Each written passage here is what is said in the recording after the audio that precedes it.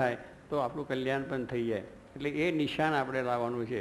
એટલે અહીંયા આવ્યા છે આ વખતે એવું કરવું કે આપણે ફરી વારનું ફેરવણી ના થાય કે આ એક શિબિરમાં ગયા હતા તે જિંદગીભરનું હાટું થઈ જવું જોઈએ.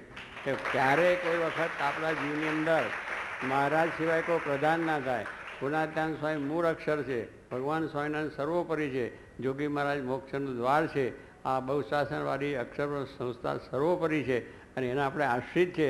તો આપણી પ્રતિષ્ઠા એ રીતે વધારવી.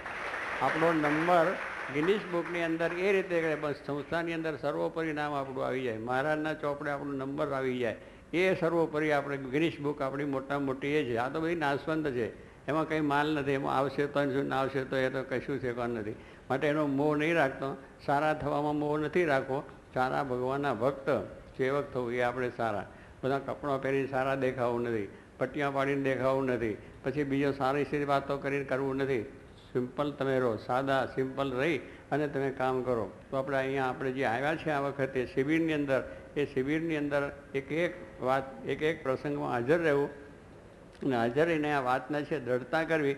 સ્વામી કહે છે ખાધા પછી થોડું ચાવીએ, વધારે ચાવીએ તો પચન શક્તિ થઈ જાય એટલે વાગોલવાનું કહ્યું. જોગી મારે ભમલી ભરી લેવું. જોગી મારે કહે છે ભમલી એટલે બતક પાણી ભરી લીધું હોય તો રસ્તામાં પીવાનું કામ આવે, ભાતું ભરી લીધું હોય તો રસ્તામાં ખાવાનું કામ આવે.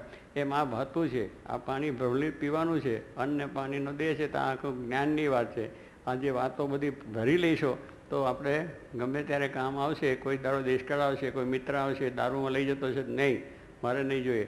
બીજા કોઈ મૌસાની વાત કરશે તો નહીં, કોઈ નાટક સિનેમા આવશે તો નહીં.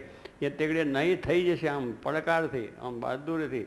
શું ન થાય જે વાતો કરી છે એ શું ન થાય તે વખતે કહી દે કે તું બોલીશ નહીં અને તારે મારી ભાઈ આવું નહીં, એમ જુબાનથી કહી દઉં. મોટો જબરબંધીનો બેઠો હોય તોય એની જોડે કંઈ સંબંધ નથી, એની પાસે મોક્ષ નથી. પણ મોહબ્બત નહીં રાખવાની. ધર્મ નિયમને માટે જો મોહબ્બત રાખશો તો પડી જવાય.